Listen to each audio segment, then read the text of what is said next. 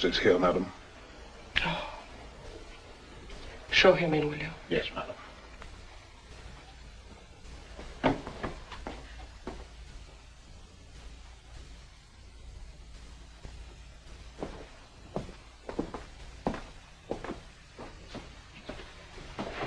Good evening, Inspector. Good evening, Mrs. Paradine. I don't think you've met Sergeant Leggett. How do you do? How do you do? I must say I'm rather surprised to see you again, Inspector. I can't imagine there can be anything else that you want from me. I know, Mrs. Paradine. I'm aware of what you've been through, but I've been sent here to arrest you. It's incredible.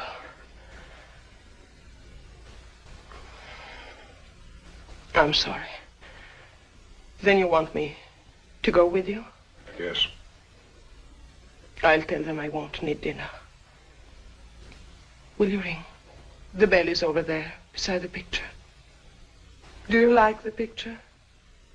It was finished a week or two before he died. I think the artist has caught the blind man's look quite wonderfully. Mrs. Paradine, I have to use some formal words at this point. Oh, Lakin, ask Helen to give you my black lamb coat and my black handbag. I suppose that if I need other clothes, they can be brought to me. Yes, ma'am.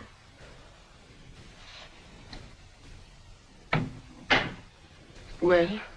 I have a warrant for your arrest. And it is my duty to warn you that you need not say anything, but that what you say will be taken down and may be used in evidence upon your trial.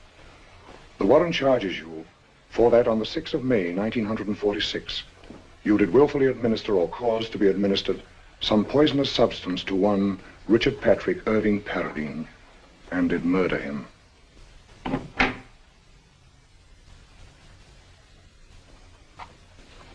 Lakin, I shall probably not be back this evening. Very well, madam. Tell Cook I'm sorry about the dinner. Yes, madam.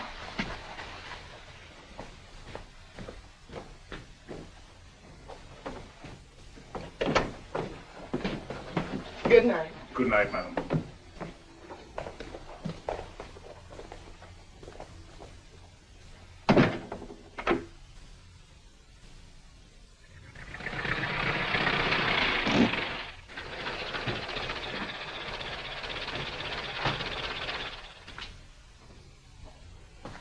Yes, I know the country very well.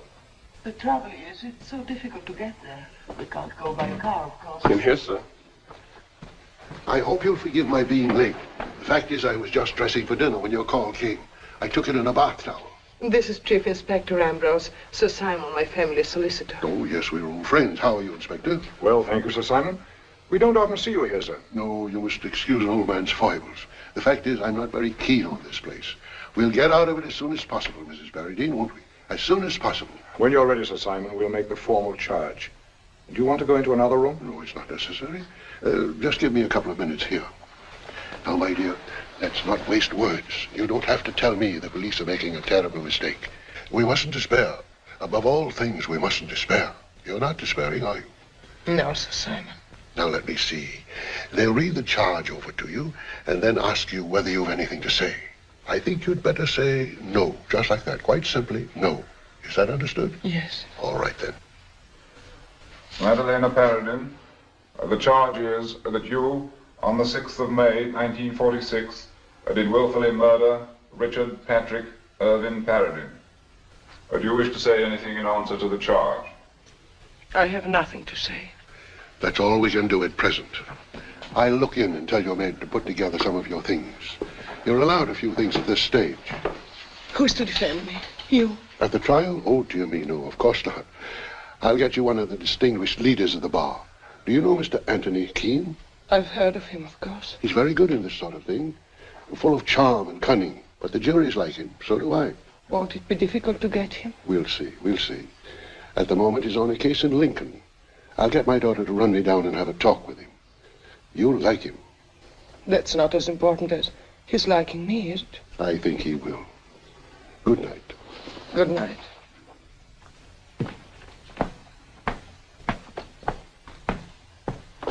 Good night. Would you come this way, please?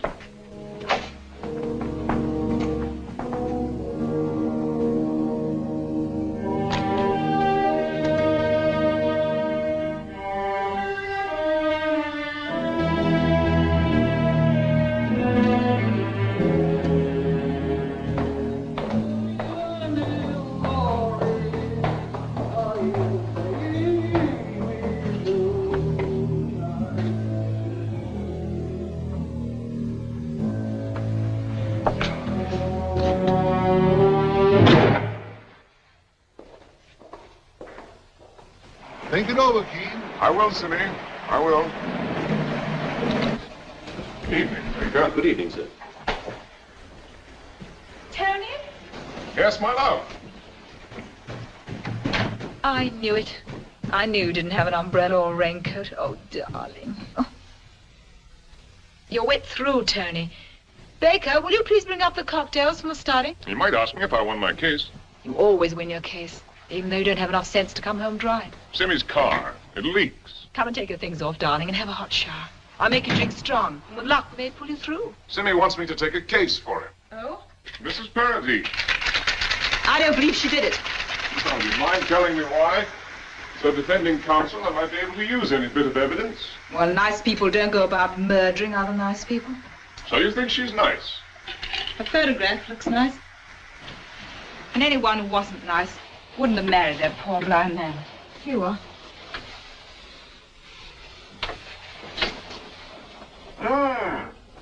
Just right. Good. So it's your opinion that nice people never murder their husband? Well, I suppose there are circumstances. It's amazing how 11 years of wedlock with the greatest realists in the country haven't altered a single one of your lovely delusions about nice people. I'm glad you're defending her. Why? Well, it's... Oh, darling, your hair's too wet. Let me rub it. Oh, not so hard. It's nice to be married to someone who can help others, even save their lives. Okay. But you have changed, you know, darling.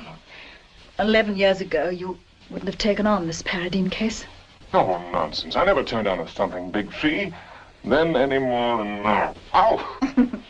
Oh, you'd have taken it on, but only after sneering for weeks at the decadence of the rich. I hardly recognize my lost ideals. I remember the first time you called on me, with 2 tickets for the first night of that shore play, do you remember? Mm-hmm. You'd forgotten to dress. The look of horror on Mother's face as we left the house. It took you 5 years to forgive that parting look. Took her 50 years to perfect that look. You seem reasonably dry now. You better get dressed. Darling, I'm not really mental. I know you're not. If I didn't pretend you were now and then, I couldn't possibly live with so wonderful and brilliant a man. Oh, I use that sort of talk only on juries. Does it actually work? Come here. No, darling, the Drydens are coming to dinner. Come here. No, Tony.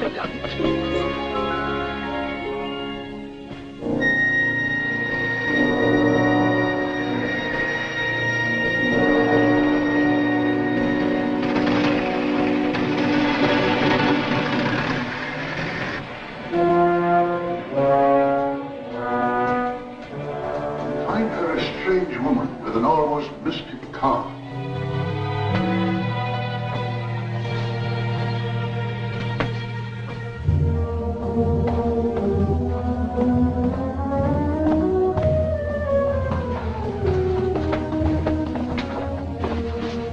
How do you do, Sir Simon? Well, here's the great man himself, Mrs. Paradine. May I present my colleague, Mr. Keane? How do you do? How do you do, Mrs. Paradine? You may take heart now. We've got the Royal Marines on our side. You're going to defend me? Now, the Royal Marines look forward to very little trouble. A brief skirmish and you'll be lunching at the Savoy again. Really? I haven't been thinking about lunching at the Savoy again. I know what you've been thinking. Do you? Yes. Wild, dark thoughts such as death, where's thy sting? Grave, where's thy victory?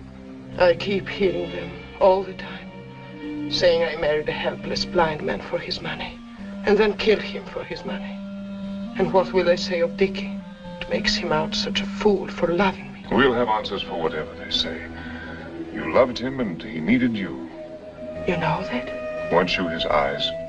I was, of course. I had to be. Had to be, Mrs. Paradine. Had to be. Dear, dear, you must mind your verbs. No, Sir Simon means that it was a piece of voluntary service. You devoted your whole life to this splendid fellow, freely, gladly. Yes. Yes, I see what you mean.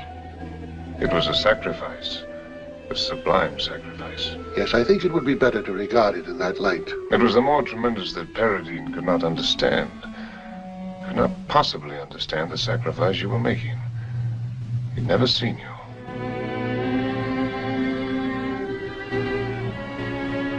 He'd never, as I say, seen you. Yes, yes, quite so, quite so.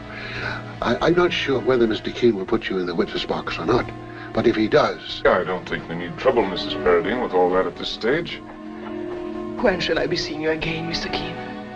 As soon as I've gone over the details with Susan. Thank you deeply. Well, good afternoon. Thank you for bringing him. Until the next time, then.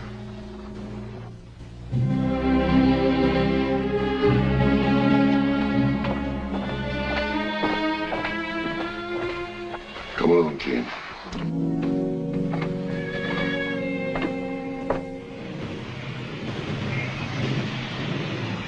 So you think Tony was taken with her, eh, Father? Now, let's not go on one of your fishing expeditions.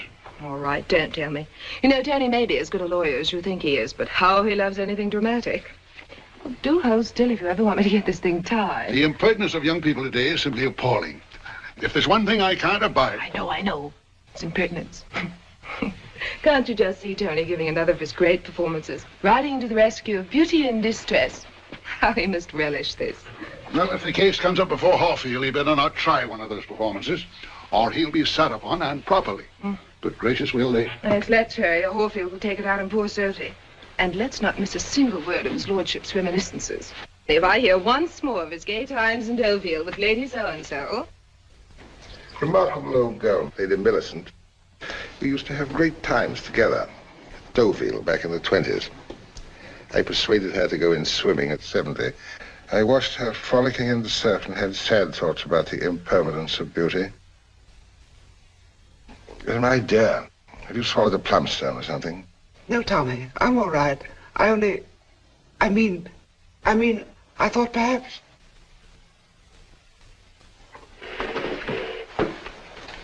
Don't be too long, you men.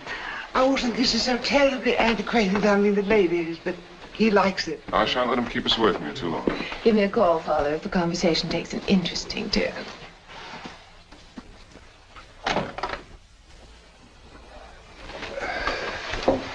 I see that you haven't forgotten my debut. Keane is too good a barrister to have forgotten that. Sometimes I wonder how good you really are, Keane. Oh, good enough, or lucky enough. Come, no false modesty. There are not many better, shall we say? Perhaps, but I am a legalist myself. You, my dear chap, have this habit of overcharging yourself with emotion when facing a jury. I am bound to confess that it does not particularly appeal to my sense of what is proper. Oh, come. Keane's not all that emotional. Please, Simmy, I do not like to be interrupted in the middle of an insult. Will you have a cigar? Thank you. You understand, Keane, that all this is simply my concern for you. Will you have a cigar? No, thank you. Tommy has a great opinion of your husband, my dear. At least I think he has. Your husband is very clever, isn't he? Yes, I think so. So's mine. I'm not sure that I like it. Shall I hurry them up? They'll be kicking the good old days around all night if somebody doesn't ring a bell. I shouldn't be telling you this, but I do so dread it when he has to take a murder trial. He comes home looking so... Yes, I can well imagine. There must be a terrible nervous strain trying a capital charge. Yes, that's it. That's very comforting. They were retrying Charles I, and Tony got him off. It's been such a long time. I've been chattering and chattering. My dear, I'm sure that Keane and Simmy would like to see your jade. Would they? I have some such pretty pieces. Very much indeed.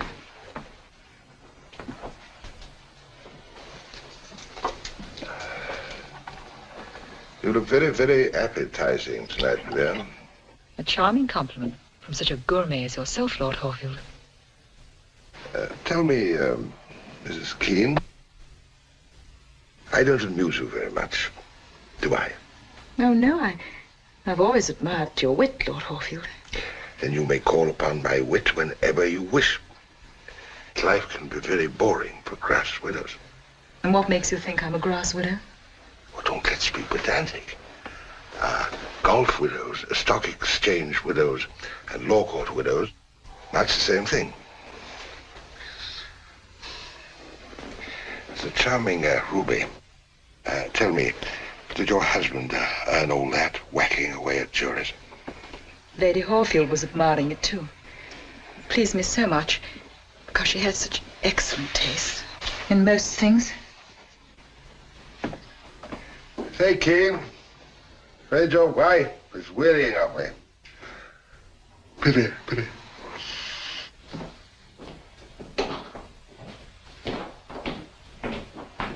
Well, aren't you coming up to bed, darling? In a little while, dear. You'll be tired in the morning. A dull evening, wasn't it? Yes, no.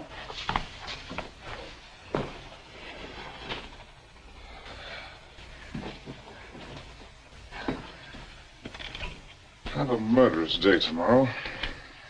Should never have let Simmy talk me into a new case with all the others I have. Did you see Mrs. Paradine? Mm-hmm. What's she like? Strangely attractive. I'm sure you'd think so anyway. Oh, no, I wouldn't. What do you mean? She's cost me too much. Cost you? Well, what on earth are you talking about? Well, if you don't remember, I'm not going to tell you. The anniversary of that trip I promised. Well, we'll still make it, my love. Maybe before the case even comes to trial. It's all right, darling. I'm afraid your excitement is always going to be in the Old Bailey and the other musty old law courts. No, dear. Honestly, I was thinking just today how much fun it would be to go to Italy. Italy? I thought we planned on going to Switzerland. I know. But Italy somehow seems so much more colorful. Might go back to Venice. You know, get in a gondola. Darling. Oh, what's the matter? What's so amusing? Nothing. I can't imagine anything more wonderful than being in a gondola again with you. Well, what is it then? Well, it's just that you're so transparent. And for such a devious kind of barrister, too. You're pretty devious yourself, don't you think? Come on, tell the jury what's on your mind. All right. Mrs. Paradine is strangely attractive. And isn't Italy colorful? See? Oh, all the idiotic I just thought it might please you to know that I can be jealous. Well, it isn't that. How can you think that I could be interested in a woman? Of course you're not interested. I hope you're not getting so old that you can't admire an attractive woman. But I want you to know something. That there are lots of men who find me attractive, too. Is that so? Who, for instance? Well, there's Tommy, for instance. Tommy? Tommy Horfield.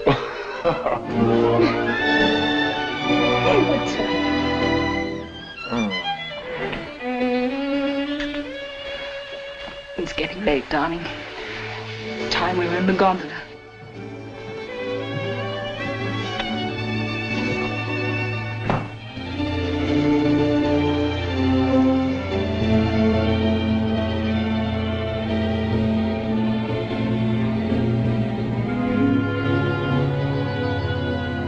Well, I think that's enough for today. Are they treating you well? Yes, they're very kind. All the books you wanted, may I send you any? No, they have quite a good library here. Good. Well, very soon I'd like to talk to you about yourself. Before you met Colonel Paradine. Will that be necessary? Oh, it's one of the more annoying parts of this business. The prosecution will always try to tear down the character of the defendant. Naturally, I wouldn't like them to have the advantage of me. My past is no affair of anyone but my husband and myself. And my husband is dead. Mrs. Paradine, the character and background of the defendant are of grave importance to the defense. It's my duty to warn you of this. And how far back will this inquisition go? Well, as much as I dislike it, I must advise you to convey to me at least anything that you think might be embarrassing. I must say, Mrs. Paradine, that it's essential that I have your cooperation. Forgive me if I've been difficult. I shall try. It will not shock you, I assume, to learn that I am a woman. What would you say? A woman who has seen a great deal of life. Mrs. Paradine, please don't mistake my persistence for any lack of sympathy. When I was still at school in Naples, it began. I was 16, or so I said. Actually, I was younger. It's tragic. Yes, perhaps. But I didn't think so then. I ran away with a man. Istanbul, Athens, Cairo. He was much older, of course. Rich. He took advantage of your youth. He was married, respected. I took advantage of him. Then, as suddenly as it began, it ended. He wearied of me, I wearied of him. What difference does it make? And there were others? Of course, there were others. We cannot hide these things. You said we cannot hide them, Mr. Keane. Let's drag them out. Let them hang before the past and be done with it. No, you mustn't feel that. We won't permit them to make anything of it. Poor Dickie, how he would have hated all this. He gave me his name, his fine name. He depended upon me to protect it. He knew all about you? I kept nothing from him. He was so good. He trusted me. He used to sit in the dark, the eternal dark, and weep. The pain never... I've tortured you enough. We'll get you free. Trust me. I shall. I do.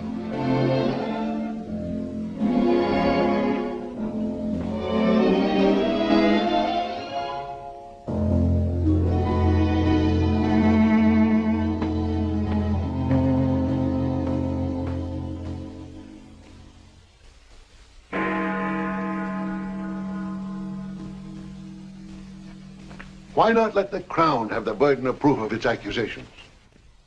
Well, Sammy, what possible objection can you have to our proving suicide? I think it's dangerous. Remember, if we have Hawfield on the bench... Oh, you all have such an unholy fear of Hawfield. What's in your mind, Keane? I don't understand you. Blind men have committed suicide before. We have only to decide who helped Paradine to do it. Here, let me show you something. Have you ever realized what a lot you can learn from photographs? Mm-hmm. The social footsteps of time. You notice anything peculiar? No, can't say that I do. And everywhere the Paradines went, the valet was sure to go. Well, what's so extraordinary about that? The tour worshipped him. Guided Paradine's every step, like a mother hen. It's after midnight. My darling, I know it's after midnight. In fact, it's after 1 I heard the clock strike. But I'm not sleepy and I have work to do. Semi looks dead. Well, he isn't dead. Quite right, my dear. I only look dead. What about some drinks to revive? Well, that's a good idea. Why don't you have Baker bring in some... Baker's asleep at this hour, like any civilized person. I'll bring them myself. That's our man, Cindy. I'm sure of it. Our man?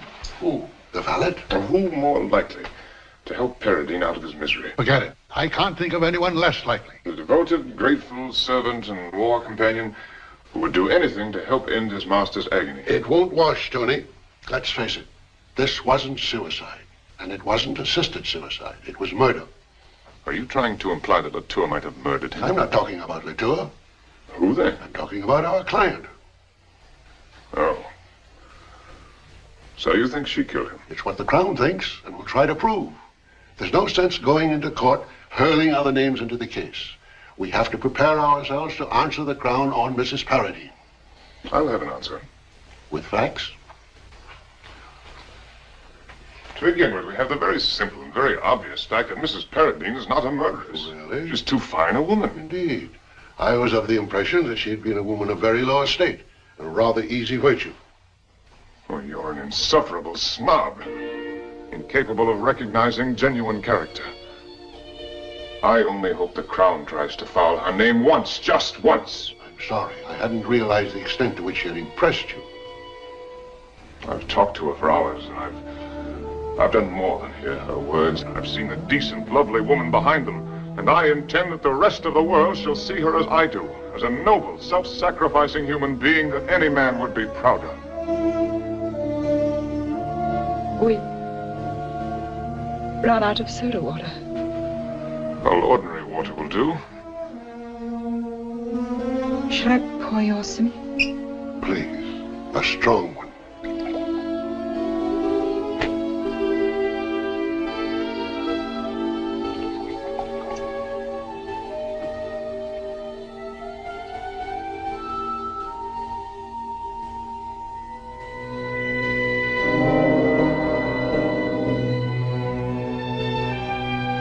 Latour worshipped the Colonel. That's true, isn't it? Yes. He was alone with the Colonel a great deal during the day and night.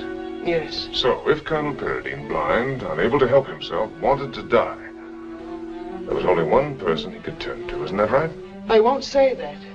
You won't say what? But Andre helped him. Andre? Latour. You call him Andre, a valet? I'm not too well trained in the more subtle snobberies of your class. My class? Well, I'm afraid you don't know me very well. I know you. Always ready to sacrifice some underdog to win a point. You seem extraordinarily eager to protect this man. From even suspicion of involvement. What do you mean? Well, I mean, you talk about Latour as if... As if what? I'm a bit confused. I don't understand your attitude toward Latour. You speak his name oddly. Oh, this is truly impossible. I'll not listen to any more stupid, vicious innuendos. You spoke as my rescuer. Talked about a brief skirmish. So I did. Well, I'll try to recover my position as your champion. We'll drop Monsieur Latour for the time being. No, I think Keane has given up the idea entirely of dragging the valet into the suicide. At least he hasn't been able to talk Mrs. Paradine into it. Has he got a substitute? Or is he going to follow your advice for a change? I don't know. He's turning detective. What do you mean? He's going to Cumberland to investigate Henley Hall, the Paradine country house. But the thing happened in London. Oh, I'm bored with this game. Let's finish it later. The adventures of Anthony Keane are much more interesting. I don't know how you came by this decidedly unfeminine interest in things. Your mother was a simple, old-fashioned woman who would shudder at the thought of her. Well, I'm glad you're not going on with the game. You nearly had me. Is Tony infatuated with that woman? What? Where on earth do you get such insane ideas? Tell me something. How does Henley Hall happen to be still open? Oh, it's not really open. There's just the housekeeper. What sort of plot are you concocting now? Is that handsome valet still there? I refuse to answer any more questions. If you're not going to play chess, I'm going to write some letters. Now go to bed. I'll bet you he's going up there because there's something between Mrs. Paradine and that valet. Valet? Where'd you get that notion? Why are you looking so funny? Did you have the same idea? I wonder if Keane could have found out That she and the valet. Well, that's it. And he's jealous. Oh, my heavens, he's jealous of that valet. Oh, come. Don't come me. Have you ever known Tony to visit a jail so often for any other client? Tony is still in love with Gay, and you know it. And why shouldn't he be? If he lets Gay down after all these years. Such things do happen. I'm sorry to have to tell you, my dear, that your education, such as it is, was paid for by many a broken heart. He's in love with that woman, isn't he? Oh, get off my lap. Oh, I've never seen it to fail. Men who've been good too long get a longing for the mud and want to wallow in it. Where'd you read that? Tony's too decent for that sort of thing. Really? The best men always end up with the worst women. He's after a boyfriend. That's why he's going to Cumberland. Well, that's absurd. Don't you think I'm right? Answer me. I'll not be treated as a hostile witness by my own flesh and blood. Men are such horrible beasts. I wish I were married to Anthony Keane for just 1 hour. I'd make him jump through hoops. I wish you were married to someone. Perhaps he could put up with your claptrap better than I can. I hope... No, I don't hope they hang her. I don't like breaking pretty things. But I do hope they send her to prison for life. What's she really like? Fascinating.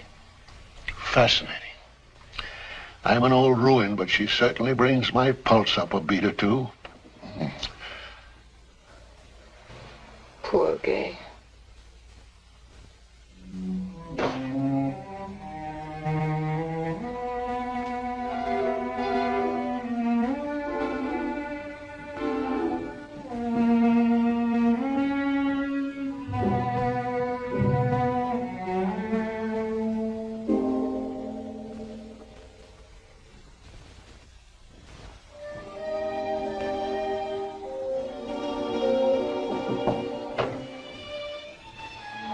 Hello, Tony. Hello, darling. You're late. Well, I told you not to wait up for me. I wasn't. Well, I think I'll be off to bed. Good night, darling. Tony, Yes, dear. I'm sorry if I don't seem quite myself. It's that I have a headache. Oh, sorry that you're not feeling well. I'm afraid I'm a bit on the ragged side myself tonight. Tony, couldn't we get away? Just for a little while? You do need a rest. I've never seen you quite like this before. Oh, I'll be all right. Just a good night's sleep. Even if it's only for a few days. For our anniversary. You did promise that. Really, darling, there are some things more important than anniversaries. You didn't used to think so. As a matter of fact, I may have to go away. Mrs. Paradine and her husband used to live a good deal of the time at a place called Hindley Hall up in Cumberland. I thought I might nose around a bit. You know, see what I could pick up. At the same time, get a breath of fresh air. Well, that sounds wonderful. You won't be busy all the time, and we can... Well, darling, it's only for a day or two. Oh. Well, it wouldn't be any fun for you. You see that, don't you? Yes, I see. Might be cold and wet up north. Yes, I suppose so. Well, this is the place for you. Warm, cozy, protected. I want to keep all this ugly business away from you. But can you? Can I what? Keep the ugliness away? Haven't I always? What do you mean? What are you afraid of? Need I say?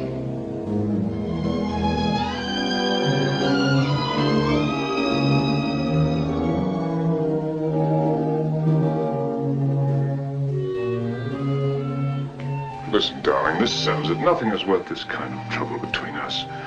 I won't go to Cumberland. I won't go on with the case at all. I'll give up the brief. Tony. I mean it. Simmy can get someone else. But what will she say? What the devil does it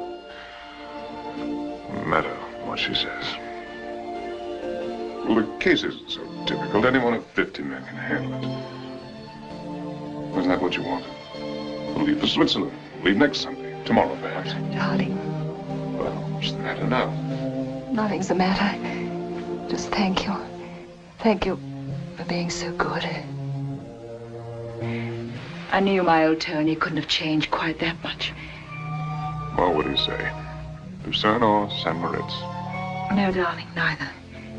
You're going up to Cumberland, and then you're coming back to your office, and then you're going into court. Oh, no, I am tired. That's what you said, and you're right. You're not too tired, Tony. You're not too tired. There aren't 50 men who can save her. There's only one Anthony Keane. You've always had such big ideas about me. No, darling, I haven't. Besides, I have a stake in this, too. I don't know what you mean. I wouldn't like a woman to be hanged, any woman, just because my husband had a rendezvous with her. In jail.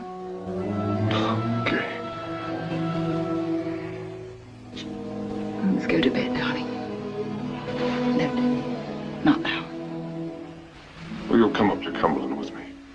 I'll be waiting here, cozy, comfortable, and protected. Good night, darling. Good night.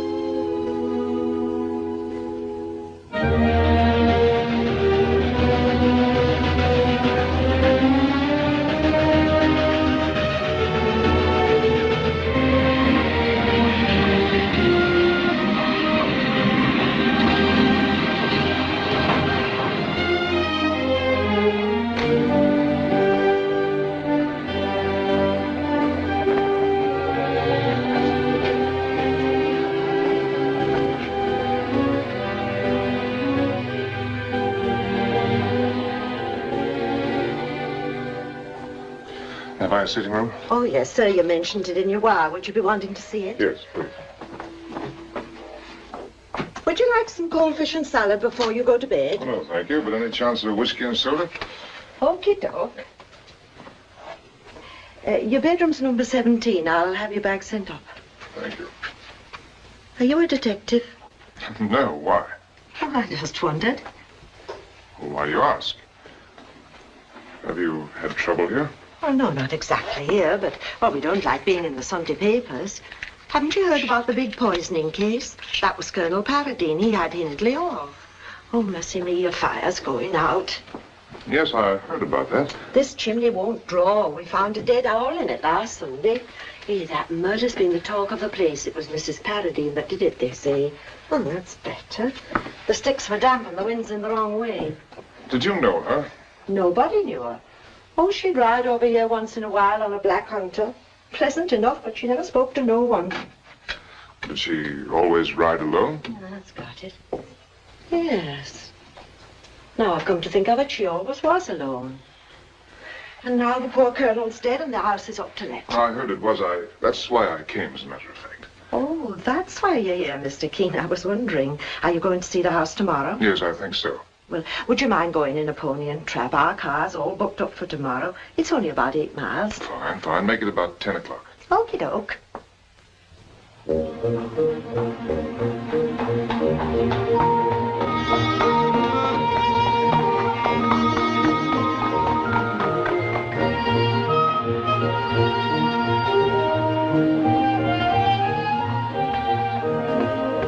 Up there yonder in those trees is the hall, sir, where the poor colonel lived. Many's the time I've seen him walking around here, blind as he was, with Andre. Andre? Andre led to her, colonel's body, sir. A queer one.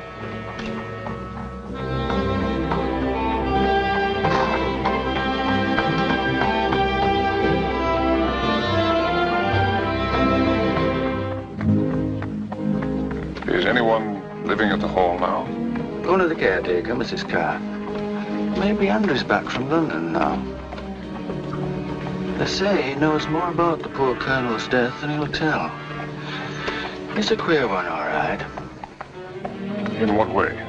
Oh, I don't know. He keeps himself to himself. Perhaps it's because he's foreign. They never seem quite the same, do they, sir?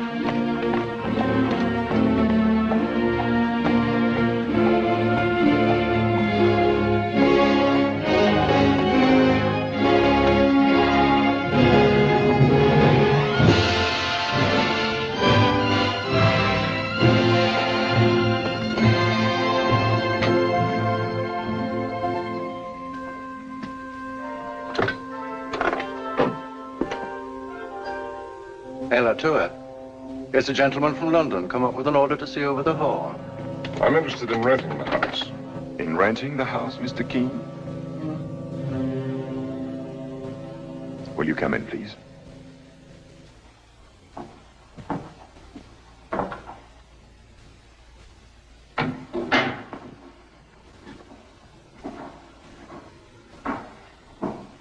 If you'll wait here, Mr. Keane, I'll open the shutters.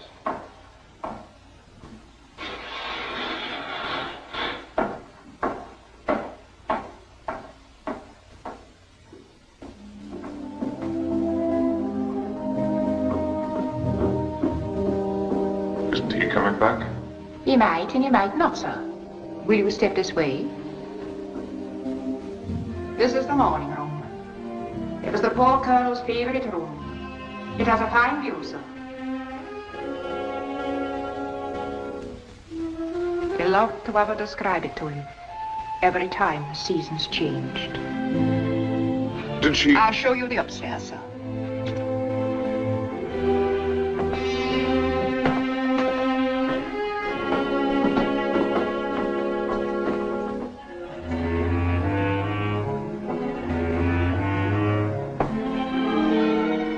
And this was her room, sir. I'm sorry it's so untidy, sir. I was packing up her things. If you'll excuse me, sir, I'll open up the other rooms.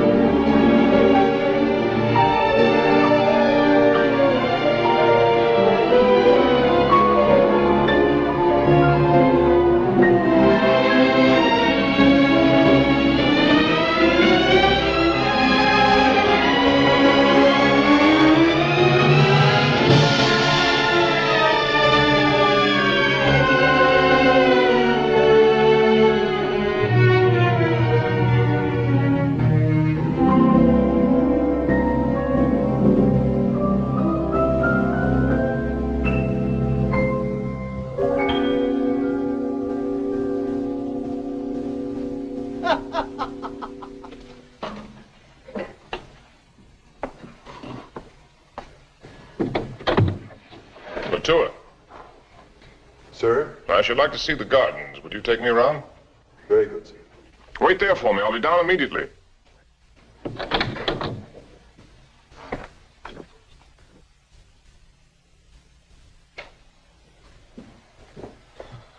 won't bother about the other rooms now. The tour's going to show me the gardens. Very well, sir.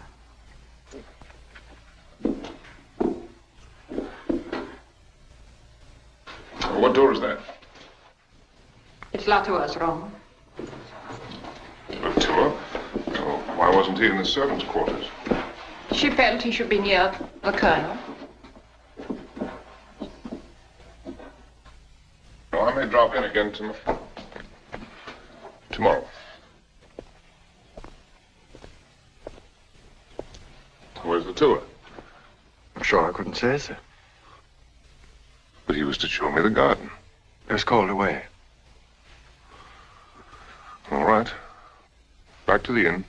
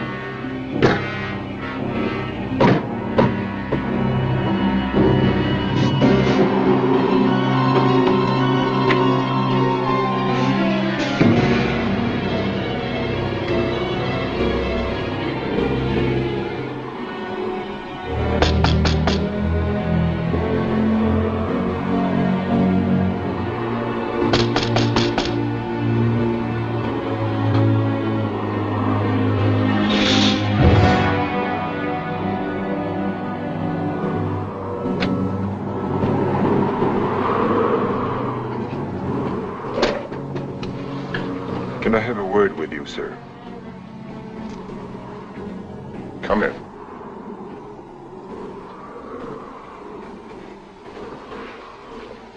What can I do for you?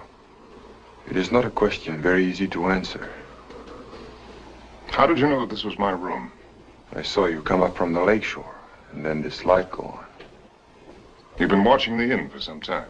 Yes, I walked over from Hindley. To see me? Yes, sir. It came to my mind it would be well to see you. Sit down.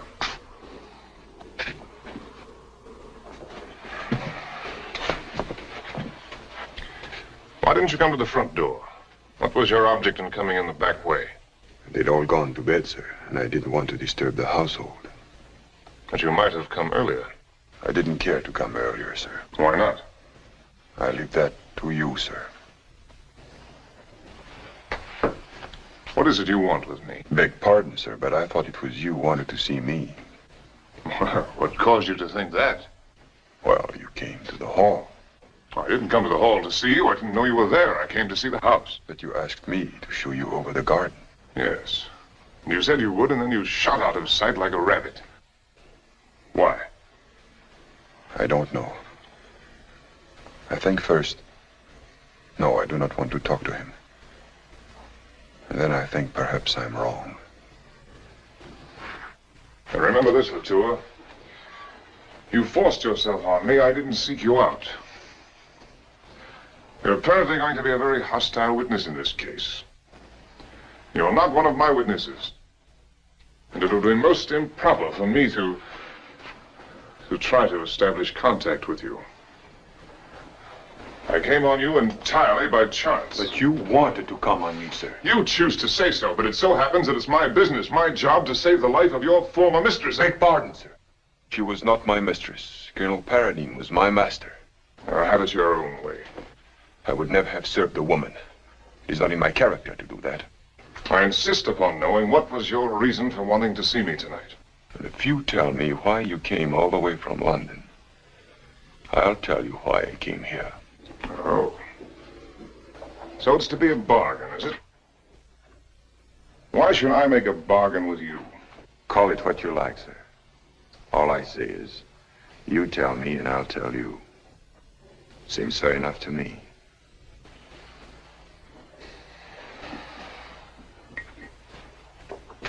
Cigarette? No, thank you, sir. You don't smoke? I won't smoke, sir. Thank you. I know why you wanted to see me. She sent you. She... Mrs. Paradine doesn't even know that I'm here. She had nothing to do with my coming. It seems I'm wrong, then. Why would she send me? She might have her reasons. I don't know what they might be. But perhaps you don't know her as I do. Mrs. Paradine is my client. I know her as her lawyer. That's sufficient for me. You may not think it, but you are on the wrong side, sir. And I tell you so. What do you mean exactly by that? You'd better make yourself clear. Excuse me, sir. You have only known Mrs. Paradine since she is in prison. Is it not so? Yes. Then how can you know her? If you did, I should not need to tell you that only Almighty God or the Black Devil himself knows what's going on in that head of hers. I won't hear anything more against her. I know what I'm talking about. What I say is true. I know her.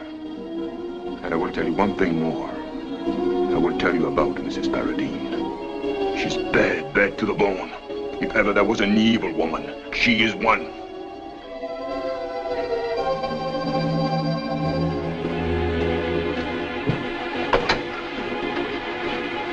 Would you mind getting out of here? I don't want any dirty, lying sneaks in my room. Get out!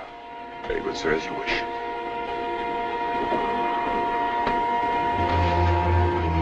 If you'd allow me, sir.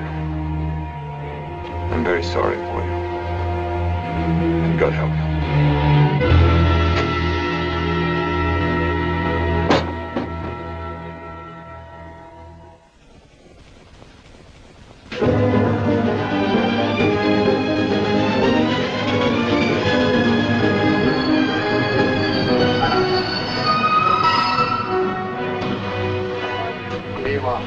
Holloway Prison.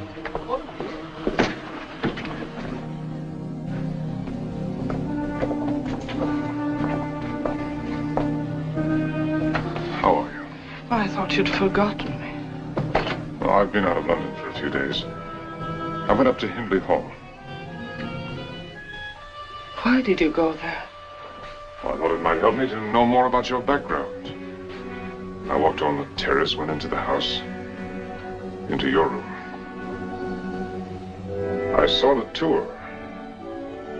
He behaved very strangely. At first he avoided me, then he forced himself on me. Came to my room at the inn late at night. Why did he do that? He wanted to talk to me. About you. Indeed. And what did my husband's valet have to say about me? Don't I beg of you, don't behave this way with me. I don't know what you mean. Latour hates you. You know that? He hates you most bitterly.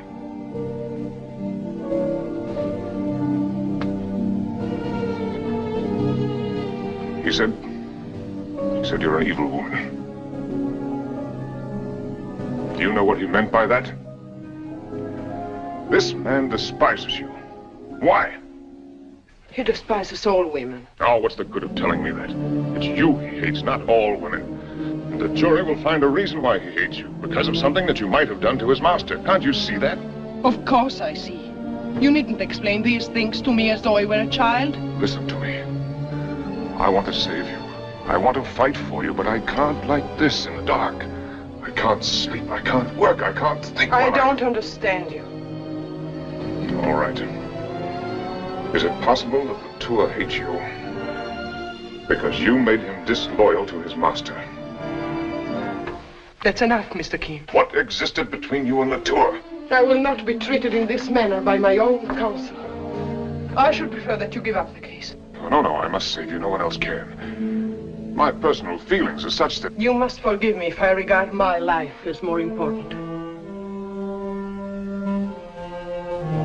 I apologize. Deeply. If you'll forgive me, I shall do my best to defend you.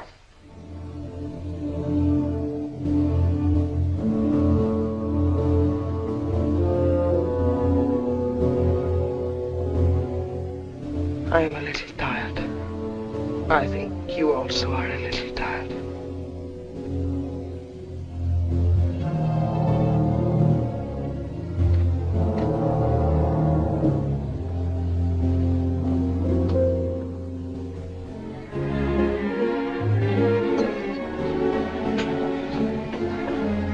Tony back from Cumberland?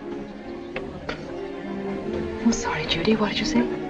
Just making conversation. I asked whether Tony was back from Cumberland. He was due back this morning.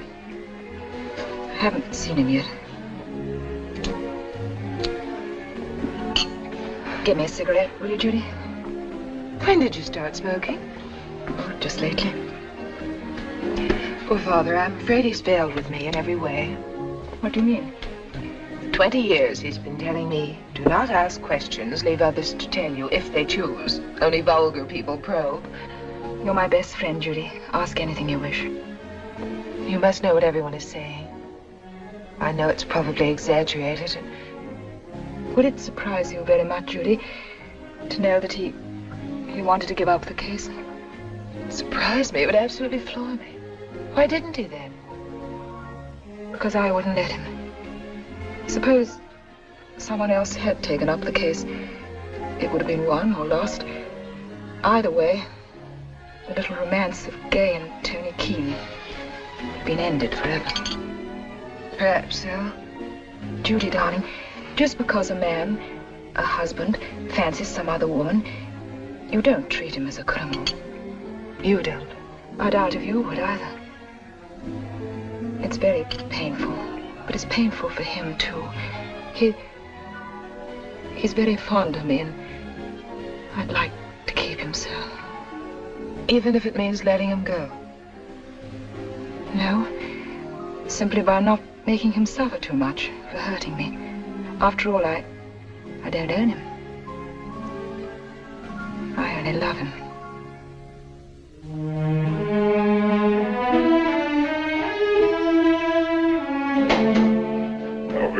Mrs. Keane home? I'm in here, Tony. Hello, darling. You're just in time for tea. Come pour me a cup, will you? How was the journey? Not very interesting.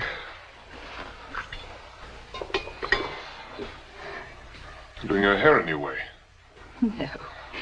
You've seen it like this hundreds of times.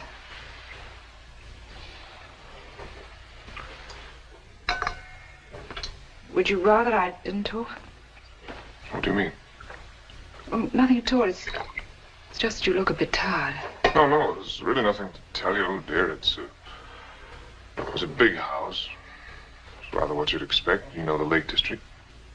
Oh, Tony. What is it you want to know about, dear? Nothing. Actually,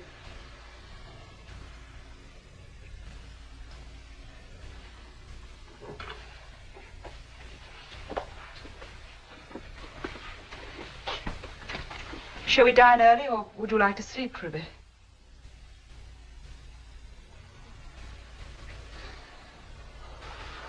I suppose you hate her, don't you? Let's not talk about it, Tony. I'm trying hard, and I'm hoping that... You're hoping that I'll lose the case.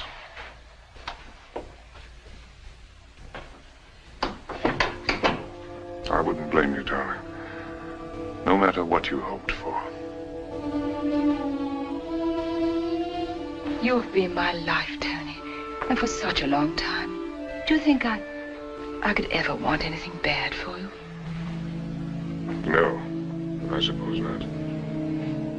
I won't deny that there've been moments when I wished the worst for her. It's not easy to face the thought of losing you. We've been really married, really truly married, as few people have been. Yes, I've lain awake alone night after night, and I've been tempted to pray that she... But I've come to a conclusion, Tony. I want her to live. I want very much for her to live. And I hope she gets free, scot-free, free to kill. Or to take other wives' husbands or do anything else that comes into that beautiful head of hers. But I don't understand. You can't really care what happens to her. But I do. I care very much. Well, not for any noble reasons. I do hate her. But because I want all this business over and done with, and an end to your being all mixed up, part lawyer, part lover. What nonsense. Nonsense. All right, frustrated lover, then.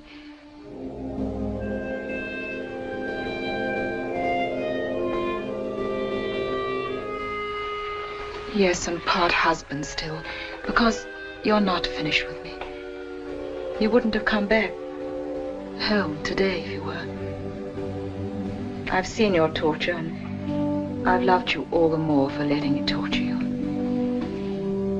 I know the depth of your feelings. Yes, Kate. I know it, and I'm counting on it. All I ask is that she lives so the fight can be an even one. Because if she dies, you're lost to me forever. I know you'll go on thinking that you love her. You'll go on imagining her as your great lost love. May I tell you something, Tony? You don't love her. No, you don't. I may not be the cleverest woman in the world, and there are lots of things I don't know. But there's one thing I know better than anyone else. I know you. Oh, my dear, if only I don't want you to say anything. But I do ask you for the most brilliant job of your entire career. I want you to win this case. I want you to get her free.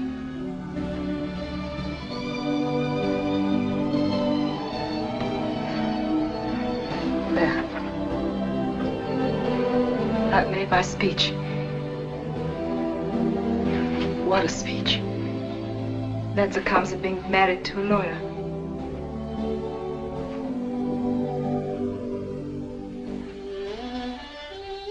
I'm going up to change now. You coming along, darling? Yes, in a minute.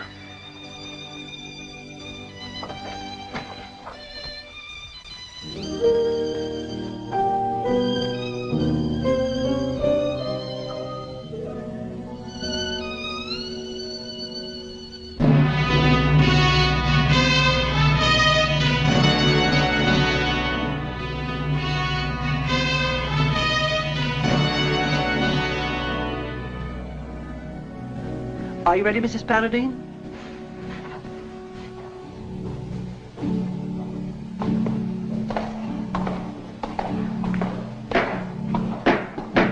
Silence. All persons who have anything further to do before the lords, the king's justices, lawyer and terminal, and general jail and livery, for the jurisdiction of the Central Criminal Court, draw near and give your attendance. Wait here. God save the king. Bring forth the prisoner.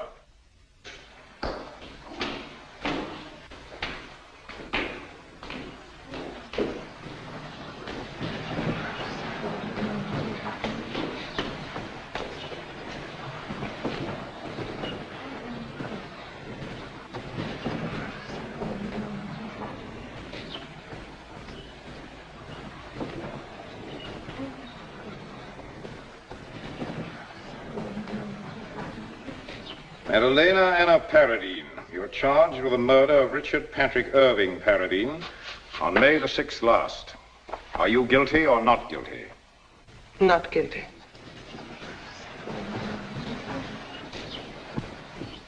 Oh, but Kay, darling, I don't see how you can possibly stay away. Oh, no, Tony won't be able to see you. We'll be in the gallery, just two more dim faces. On the night of May the 6th, at a time we may be able to fix within the compass of a few minutes, some persons or person administered to Richard Paradine a murderous dose of poison. For at 9:30 he was heard calling for help. And a few minutes later he died painfully, before he could be reached by his old comrade-at-arms and faithful servant, André Latour. You will hear that on the night of May the 6th, a quarrel took place in which the participants were Colonel Paradine, Mrs. Paradine and Andre Latour. The colonel, being in a very agitated state, shut himself up in his bedroom alone. The butler took his dinner up to him. A dinner consisting of roast chicken, roast potatoes, and cauliflower au gratin. Later, he asked that a single glass of Burgundy should be put by his bedside so that he would know exactly where to feel for it. A single glass of Burgundy, ladies and gentlemen. Farrell's off to a good start. You're aware of the colonel's character. He was a man cast in heroic mold. One looks back on his life with humility and pride. He was like a reincarnation from the spacious days of Queen Elizabeth. Incredibly daring, illimitably adventurous. And this man of dynamic energy is doomed suddenly to darkness and the life of a helpless invalid. Members of the jury, we must surely pity this woman, chained as she was to a ruined giant who was burning with a dreadful resentment. One could forgive an occasional outburst or demonstration of impatience from her. But the odd thing, ladies and gentlemen, is that outwardly this woman was a model of patience. But heaven knows what sultry fires were banked within. It would have been a considerable strain to any ordinary woman, no doubt. But this woman, the prosecution contend, is no ordinary woman. She had patience. She could wait. This was indeed no ordinary woman.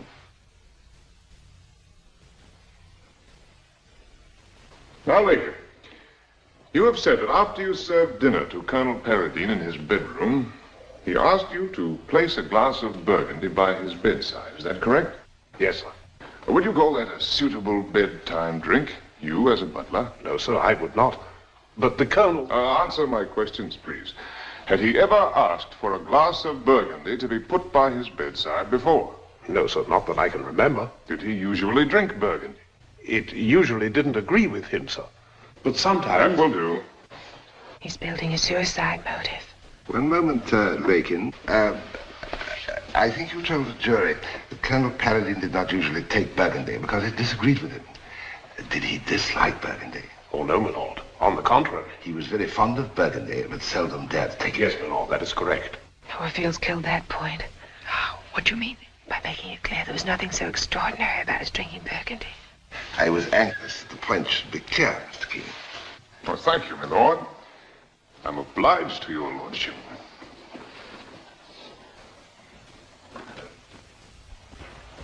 No questions, my lord. Call Andre Latour. Andre Latour.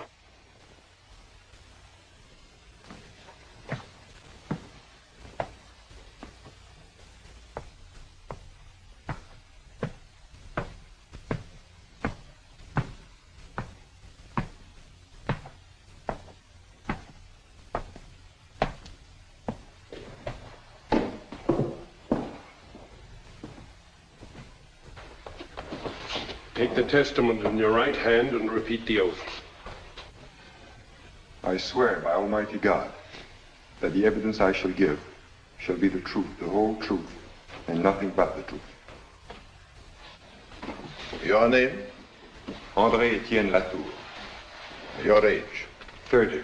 You were born, I believe, in Montreal, Canada. And you served in the war with Colonel Paradine. Yes, sir. I was his manservant before the war. And later I had the honor of serving under his command. You won the Distinguished Conduct Medal and Bar for gallantry in the field. That is so, sir. At the time of Colonel Paradine's death, you were employed as his valet and confidential companion. Yes, sir. Well, speak up, Latour, so that we can all hear you. You were very much attached to Colonel Paradine, were you not? He was the best man I ever knew in all my life.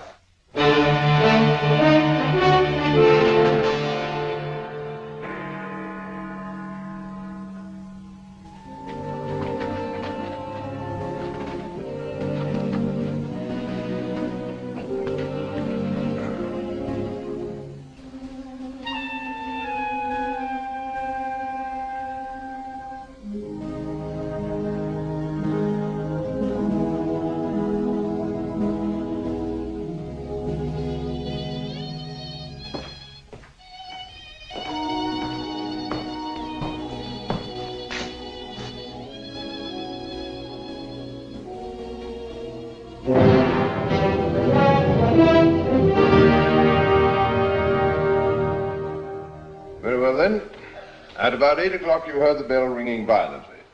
You went upstairs to the Colonel's room. You saw the Colonel and Mrs. Paradine facing each other. What happened then? He looked at me for a minute, in his blind way, and then burst out with it. Try to give us his exact words. He said, "Do I understand you're going to leave me?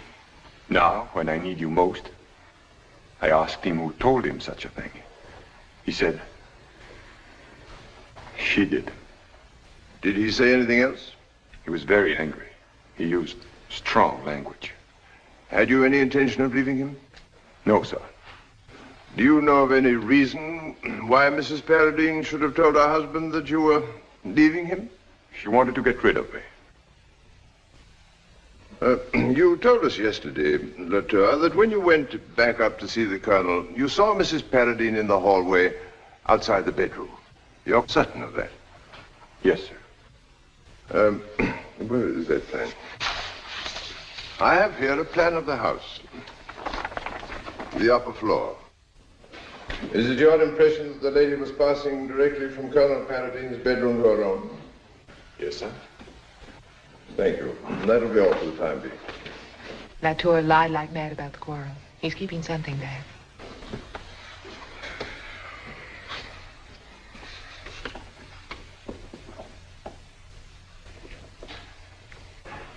Does the name of Margaret Wells convey anything to you? Yes, sir. What does that name convey to you? I must try to help your memory. I put it to you that some years ago you were engaged to Margaret Wells of Three Rivers, Quebec. That on your wedding day she left you at the church door and went off with a saddler named Richard Truton. That is finished. That is in the past. Your question may be relevant, Mr. Keane. Its relevance escapes me. My lord, I submit that the witness has shown, in his evidence and also in his behavior, an almost pathological bias against not only my client, but against all women. I may be stupid, but I fail to understand what this jilting has to do with the case. After seeing the witness and observing his appearance and bearing, I should be inclined to regard the young lady's conduct as pathological, not his. Silence. Proceed to your next question. Very good, my lord. I'm not to be allowed to show one of the reasons for the witness's hostile attitude towards my client. Were you aware that Colonel Paradine made a will in which he bequeathed you the sum of £3,500? Come, it's a simple question of fact. Colonel Paradine told me he might leave me a little something, but I didn't know about the will, sir. You mean he told you he was going to leave you this legacy, but you doubted his word? No, sir, I did not doubt his word. Then you believed it? Yes, sir. Believing it, then you knew and believed that you would receive such a legacy on his death. Please answer the question. I don't know what you ask. You are being asked if you knew that you were to inherit £3,500 from Colonel Paradine if and when he died. We never discussed it. I didn't think about it. Yes, I knew.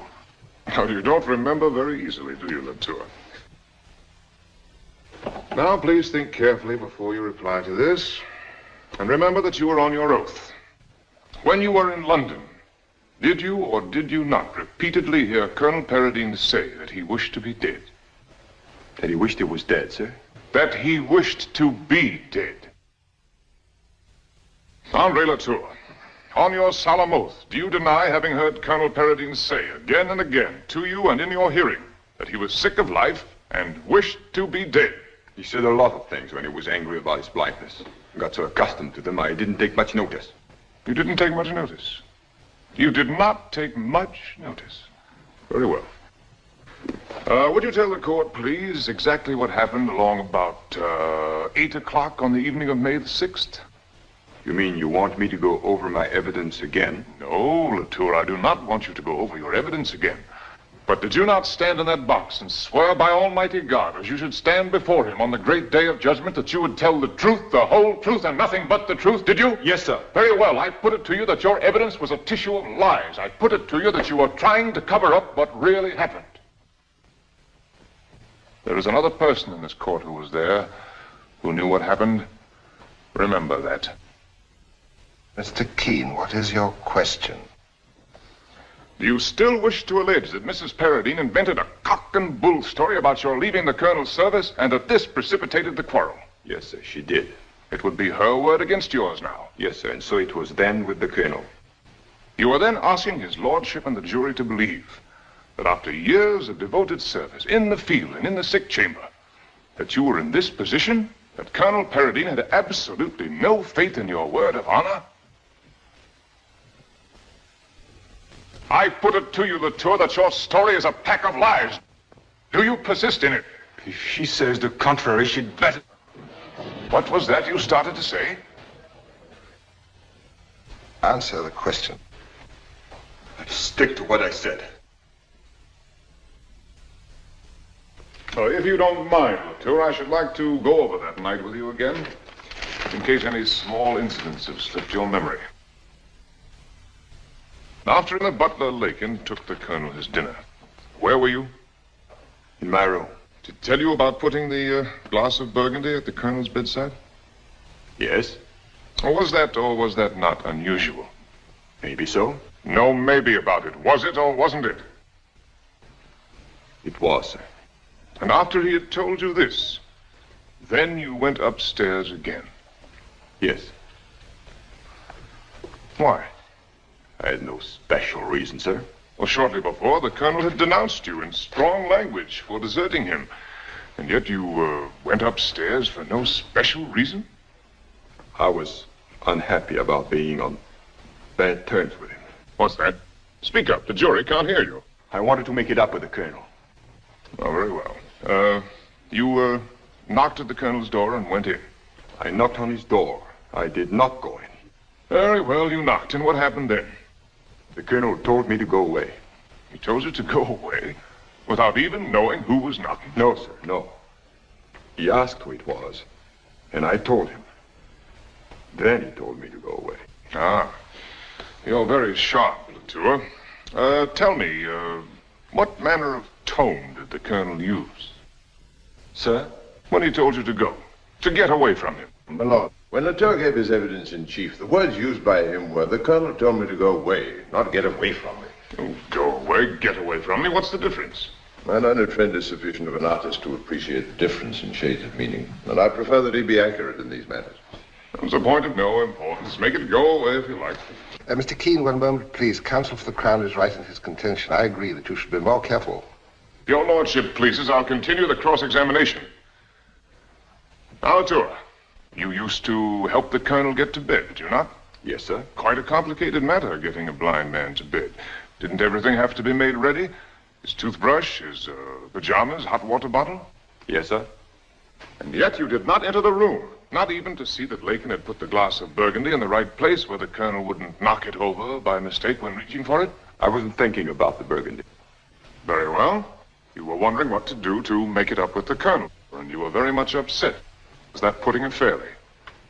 Yes, I think so. You have stated that you saw someone else in the hall? Yes, sir, Mrs. Paradine. And what was she doing?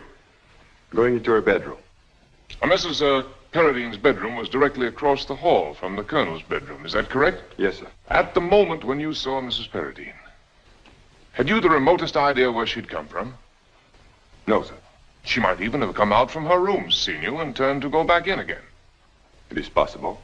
But she could not have come out from the Colonel's room without going around you.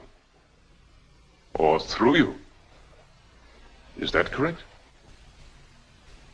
Yes, sir. Now, you saw Mrs. Paradine go into her room and shut the door. And what did you do then? Nothing. I hung about for a minute or two. And then I... What was your purpose in, hanging about for a minute or two? I didn't have any purpose, sir. I just didn't know what to do. And then I decided to go downstairs. Tell me, Latour. Have you ever seen anyone die by poison? No, sir. Or any animal? No, sir. Wasn't there an old dog put away by poison at Hindley about 2 years ago? Yes, I beg your pardon, sir. I almost forgot. Yes, so we noticed. It was killed by poison, wasn't it? Yes, sir. It was the Colonel's old hunting dog. He was sick. So we put him away, you see? You mean you put him away? Yes, sir. And what poison did you use? I don't know, sir. Don't know. Did you keep any of it? Oh, no, sir. We got the single dose from the vet. Don't keep on saying we. You mean you did? Yes, sir. It wasn't a big dose. No, sir. Very small. And it acted very quickly. Yes, it did. I understand what you mean to say. He's accusing me of poisoning my colonel. But I didn't! I must ask the witness to collect himself from the... But it's not true, I tell you. I didn't do it. How could I? I must again caution the witness to confine himself to answering questions. He is not on trial. It is quite unnecessary for him to make protestations of innocence concerning actions with which he has not been charged. And I think, Mr. Keane, this will be a convenient opportunity to adjourn.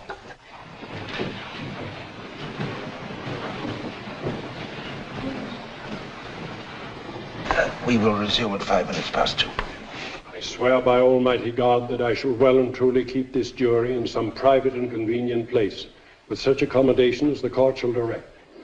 I will not suffer any person to speak to them, neither will I speak to them myself, touching the trial held here this day, unless it be to ask them if they're agreed upon their verdict, without leave of the court.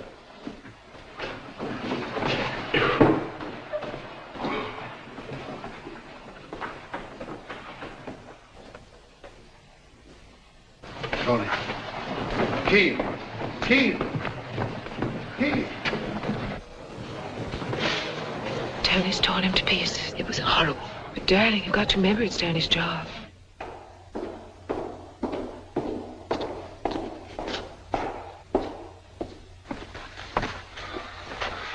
Well, it's going well for us this morning, really well. Has it? Oh, surely you must know that. I'm not a lawyer. Oh, good heavens, you're a clever woman. Don't you realize how I shook him? You have not kept faith with me. What do you mean? I did not agree to what you have done today. But I objected when you wanted to make it appear that Andre had helped my husband kill himself. I objected even to that. And now you make him out to be a murderer. Now I will not forgive you for what you have done today. Forgive me?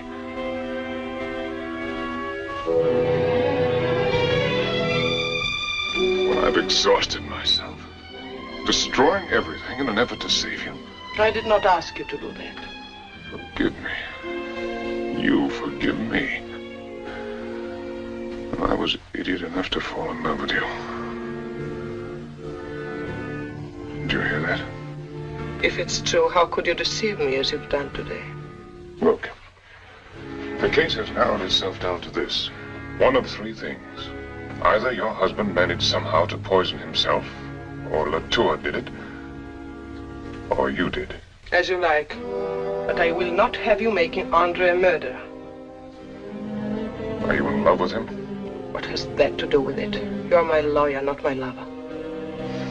Yes.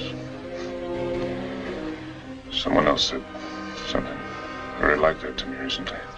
I should like to know whether you intend to continue with the case. Yes, of course. I'm planning to cut out all the witnesses except you. I'm going to rely on your evidence in my final speech to save you.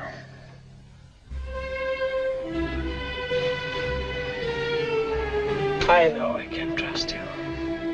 I feel it. Yes, you can trust me. You will save me, but not at his expense. You understand that, don't you? I suppose that's the only way to save you. You are not to destroy him.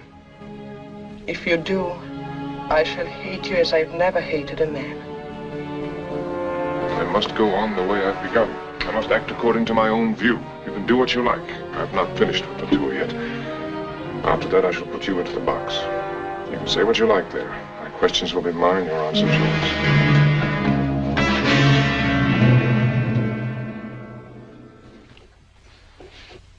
Now, Latour, you remember your evidence?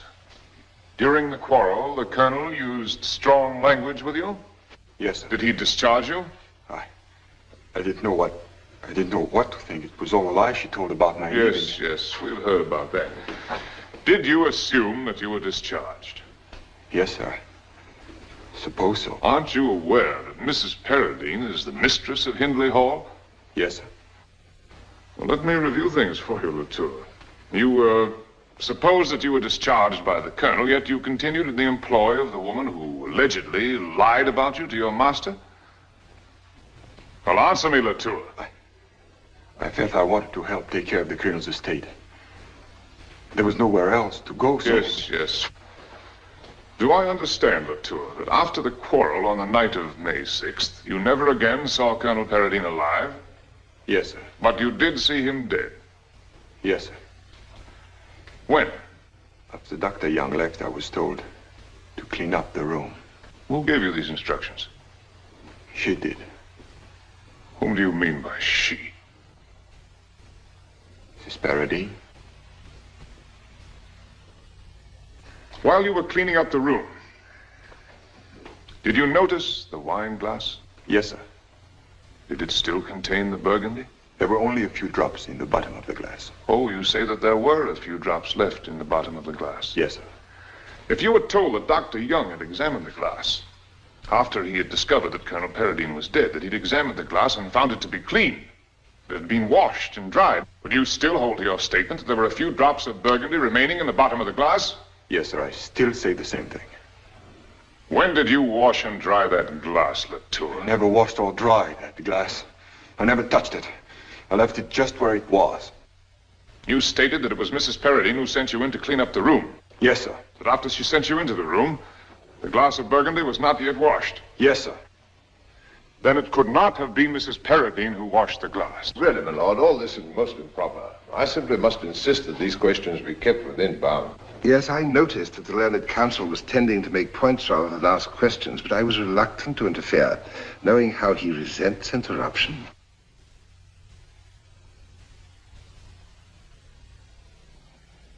Latour, are you aware of the penalty for perjury?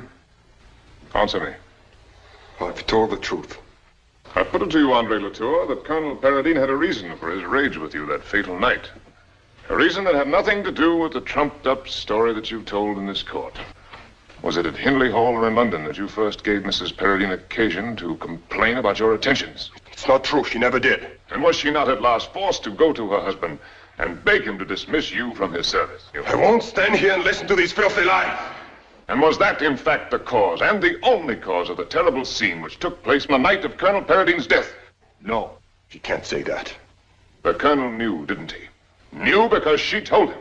Isn't that the truth? Answer the question. I will not answer. Why? Because you don't want to admit that he trusted you and you betrayed him? No, I did not. She can't put it on me. She has told you lies and I hate... Because she told her husband about you? No, she did not. He found out.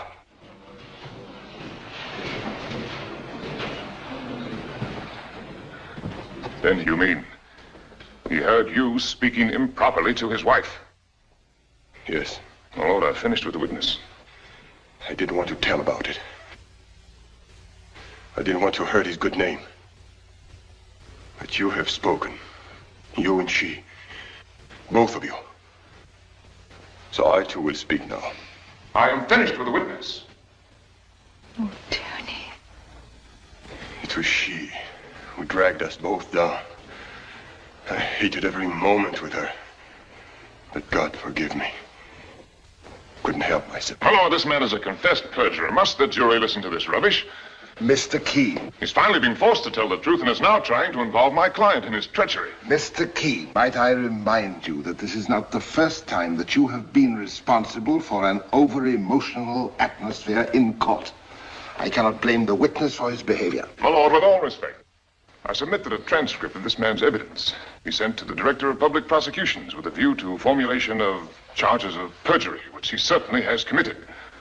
And whether to such a charge might not also be added one of murder. Mr. Keane, you seem anxious to usurp the duties of the judge in this case. Proceed, Sir Joseph. Latour, in testifying as to what was heard by Colonel Paradine, are you implying that you engaged in an adulterous relationship with Mrs. Paradine?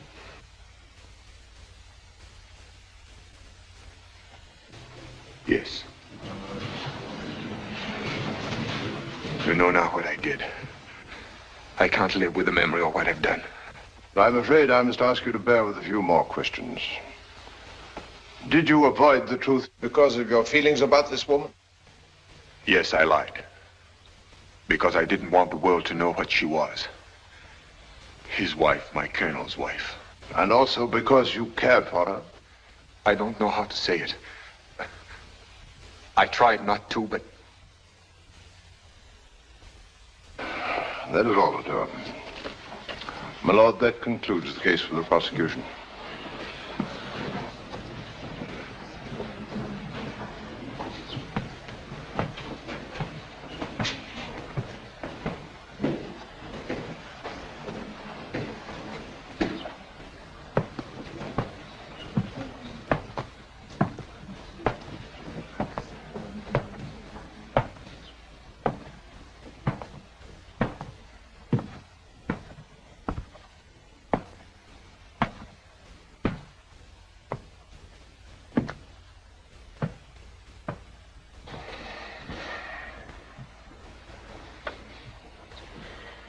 Members of the jury, the woman who is before you in the dock is a foreigner, friendless and alone in a strange country. But a country that, thank heaven, has always prided itself on its passion for justice. I had intended to call before you numerous witnesses on her behalf, to speak of her character, of her self-sacrifice. A sacrifice made cheerfully by a beautiful woman while still fascinating and still young, in order to bring the light of her affection into the darkness of a blinded man's life. But after hearing the case for the Crown, we find so little to rebut that we have decided to call no witnesses members of the jury except the prisoner. He hasn't lost his nerve, I'll say that for him. When she has been heard, I am confident that the decision of the jury will be not guilty. I will now ask the prisoner to go into the box. Absolutely certain that when she leaves it, there will be nothing left of the stain which the prosecution, as I hope to show, has so recklessly and unjustifiably sought to place upon her character. I call the prisoner Madalena Paradine.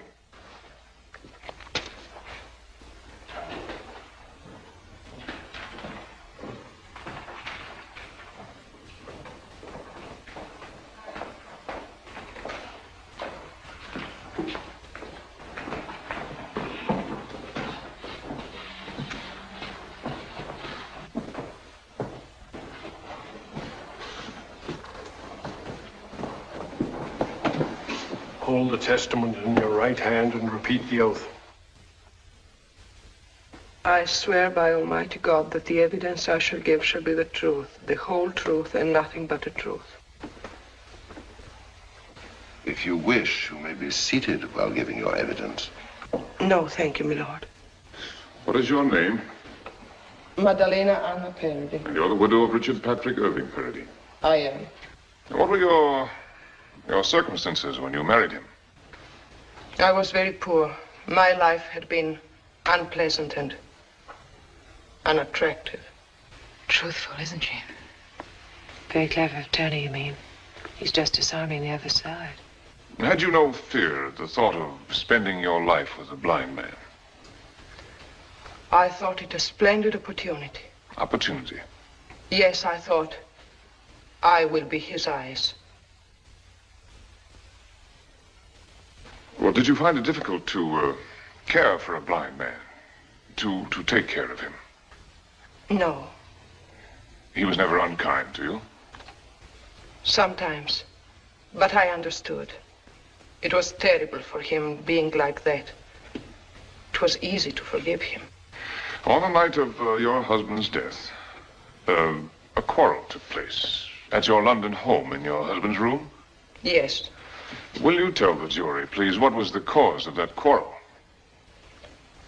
I had spoken to my husband about his valet Latour.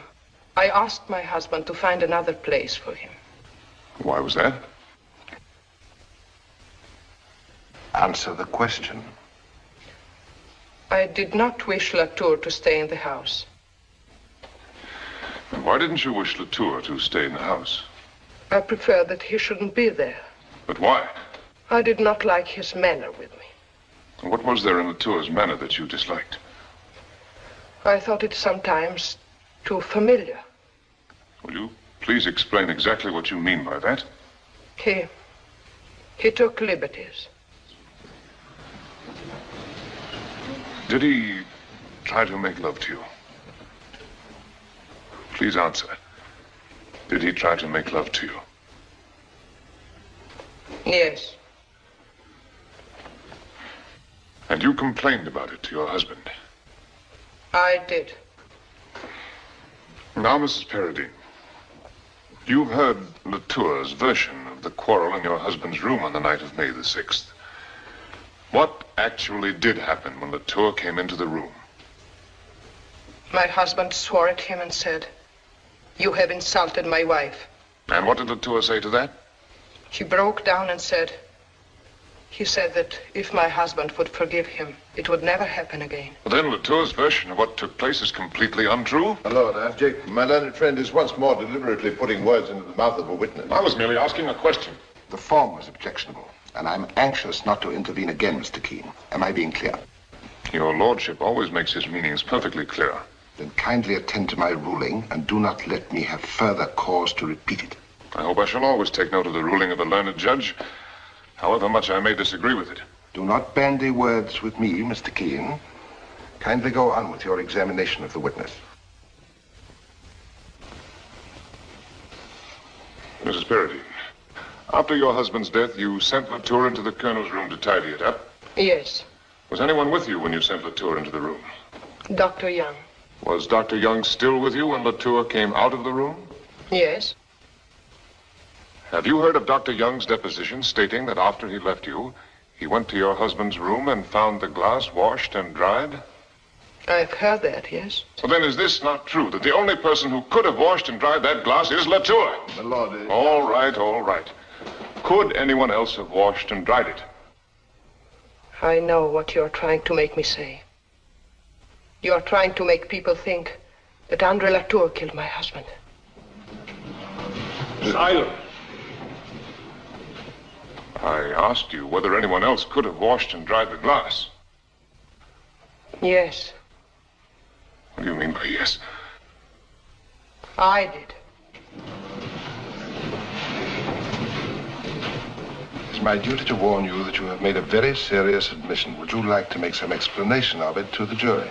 My lord, with the utmost respect, I would like to request that I be given time to consider this turn of events. This piece of evidence is entirely new to me. Keane, it is getting rather late, and we have had a very trying session. Would it be convenient to you if we adjourned now? I would be greatly obliged to your lordship. Very well, we will adjourn until tomorrow morning at 10:30.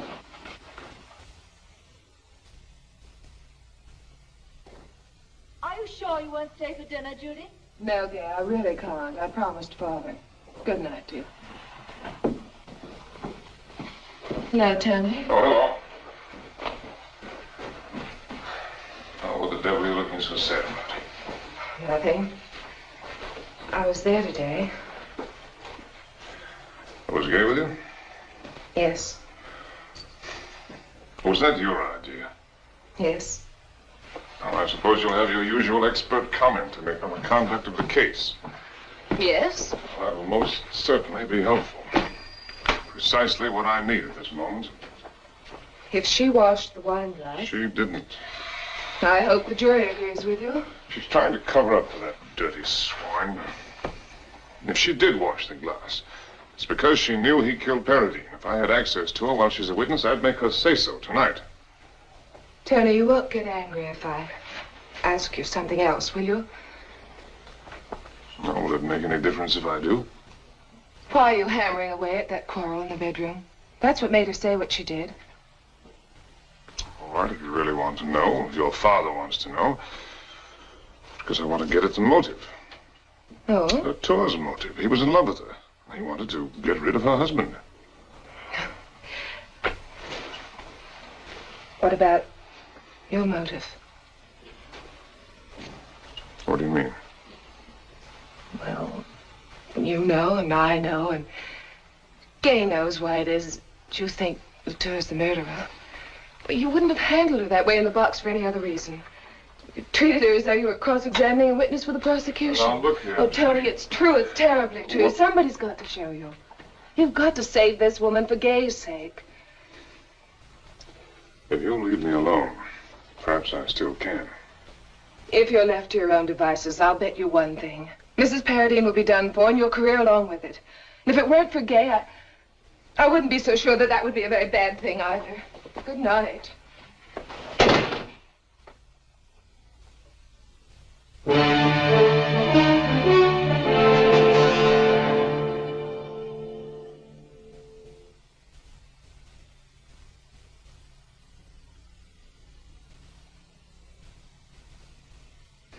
My lord, I've finished with the witness.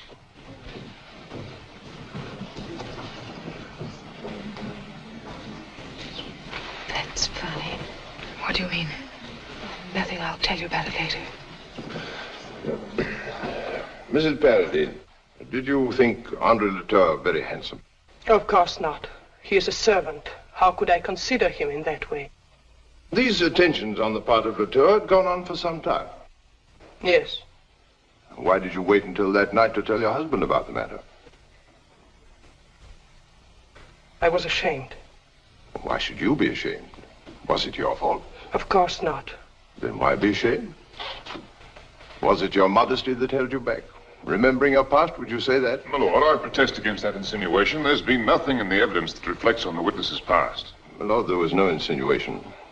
I merely tried to convey that a lady of her, to use her own words, her unattractive past need hardly have refrained from appealing to her own husband on the score of maidenly modesty. I must ask you, Mr. Keane, not to interrupt counsel. I will intervene if I see reason. Proceed. Now, I ask you on your oath, Mrs. Paradine. Did you not refrain from complaining about Latour because you were madly in love with him? Madly in love with him? And yet I went to my husband and asked him to send Latour away? Is that what you think? Did you not finally succeed in your objective and induce this unfortunate man who worshipped his master to be false to his trust and betray that master? I deny that. Now, Mrs. Paradine, is it not the fact that as soon as you discovered Latour took no interest in women, you resolved to overcome that indifference? No. Weren't you in love with Latour all the time he lived at Hindley Hall? No. Were you not madly in love with him all the time he lived with you in your house in London? What you say is not true. Is anything wrong, Sir Joseph? My lord, I would like to have an opportunity to consider what bearing this has on the case. I've just been informed that the witness Latour has done away with himself. Andre? That does it. Oh, Tony. My lord, I submit that this has great bearing on the case. It's perfectly obvious why the witness has committed suicide. It bears out my... I don't think so. You'll recall that the witness himself said something about not being able to live with the knowledge of having betrayed his beloved master. I suggest that both counsel recover their equanimity and remember where they are. The jury will disregard the statements of both Sir Joseph and Mr. Keane and all that they have just heard. None of that was evidence. Mr. Keane, do you wish to apply for an adjournment so that you may consider your position? No, my lord. On further consideration, I have no application. I will, however, have my observations to make to the jury in due course. Yes. Sir Joseph, does this affect the prosecution to the extent of asking for an adjournment? Oh, no, my lord. I only regret that the court has been subjected to this additional sensationalism. Then proceed, Sir Joseph. Mrs. Paradine, you admitted yesterday that you deliberately washed the glass that contained the poison which killed your husband. Why did you wash that glass? Answer my question. Why did you wash that glass? You must answer the question. I'm sorry, I didn't hear. Counsel has already repeated the question once. What does it matter now? Andre is dead. The man I love is dead. I thought about it day and night, but I didn't know how. I wanted to do it so that we could be free. So that Andre and I could go away and live together as we should. But Andre wouldn't help me. He and his honor.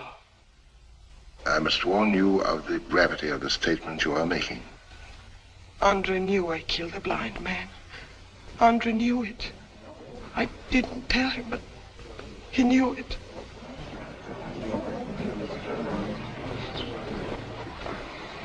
I think it quite unnecessary to ask any further questions, my lord. Is there anything further you wish to ask the witness, Mr. Keane? Mrs. Paradine. I have nothing more to say to you, Mr. Keane. I loved Andre Latour. And you murdered him. My life is finished. It is you yourself who have finished it. My only comfort is the hatred and contempt I feel for you.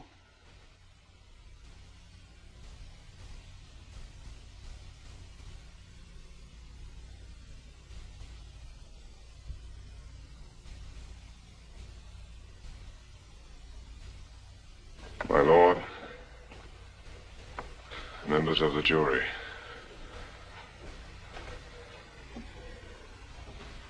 I've done my best.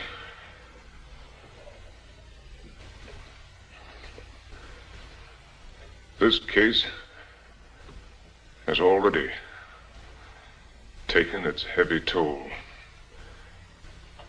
in the life of Latour, in its burden on you, indeed on me. I am more than ever conscious of my shortcomings.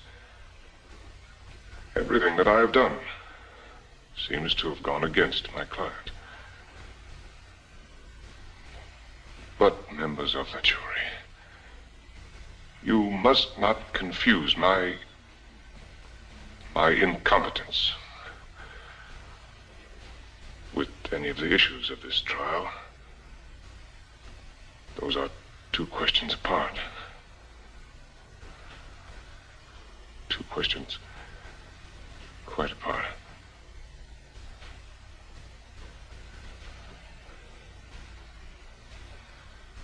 Many things have become obscured in this trial. Many things have become obscured.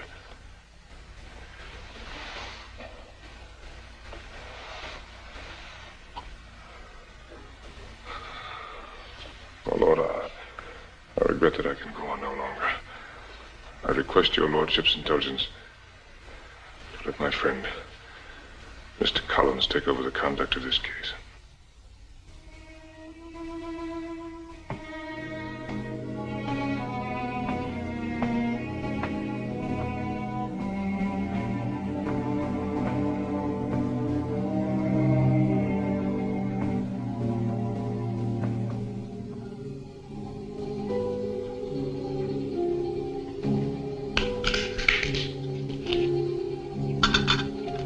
Surprising how closely the convolutions of a walnut resemble those of the human brain. I wish you hadn't refused. Forbidden me to. Of course, you were quite right. To go to the trial today.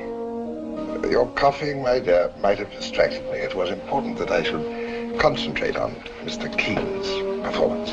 Of course. How I shall pray the verdict will be not guilty. Must I listen to more of your silly pity for every scoundrel, man or woman? I do pity her.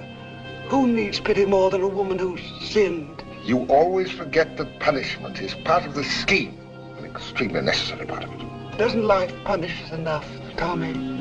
Doesn't it? Why should we hurt each other? We've no right to be cruel. If I'm certain of anything, I'm certain of that. You knocked over a glass.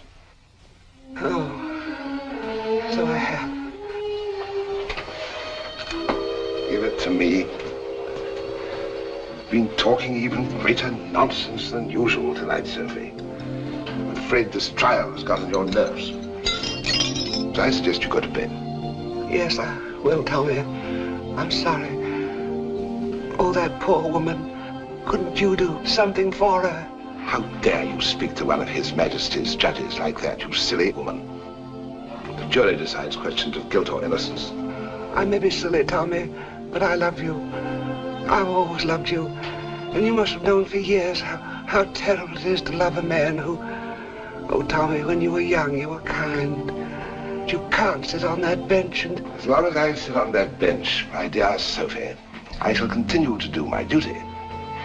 And I have performed a duty today. The Paradine woman will be hanged after 3 clear Sundays.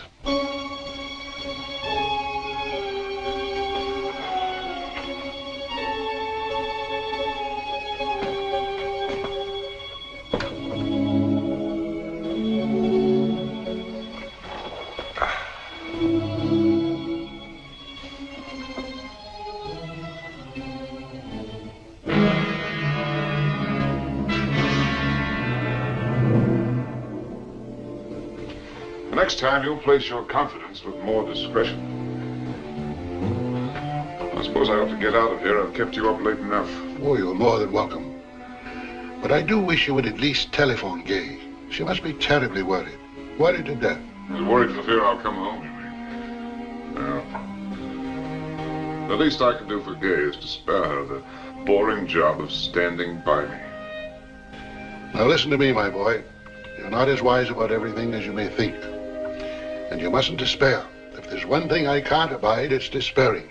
What would you have me do? Hope for a high court judgeship? Well, not for a while.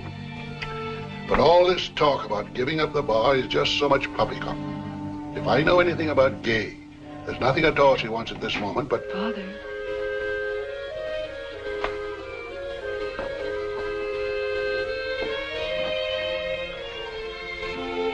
Where is she?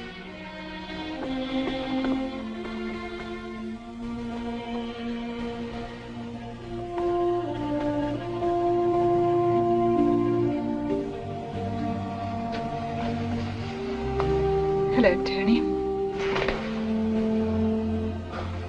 Hello.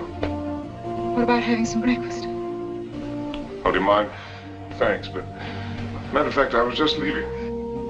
Tony, you really shouldn't have worried me like this. I waited up till all hours. I should have known you'd be here, Simmy. I was proud of you today. Yes, I was. Darling, it won't be easy. There'll be those that laugh at you, sneer. And I don't think the newspapers will be very kind. The worst thing of all was what I did to you. Tony, the most important moment in your life wasn't when you discovered what she was. And it wasn't really even when you had the courage to stand up there before the whole world and confess your own mistakes. The most important moment... Look at me, Tony. The most important moment in your life is now. My husband is the most brilliant man I've ever known.